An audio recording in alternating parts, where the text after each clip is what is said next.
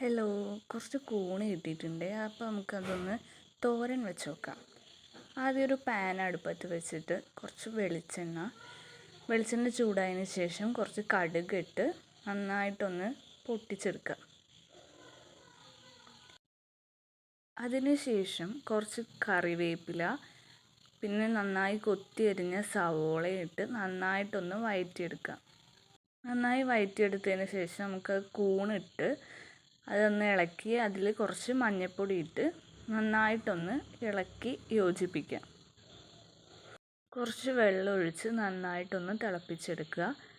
ശേഷം ചിരകിയ തേങ്ങ, പച്ചമുളക്, ചെറിയുള്ളി തുടങ്ങിയവ ചതച്ച് നമ്മുടെ കൂണിലേക്ക് ഇട്ട് കൊടുക്കുക. അതിനുശേഷം ഒരു മുട്ട പൊട്ടിച്ച് നന്നായിട്ടൊന്ന് ചിക്കി എടുത്ത് നന്നായിട്ടൊന്ന് ഇളക്കി യോജിപ്പിക്കുക.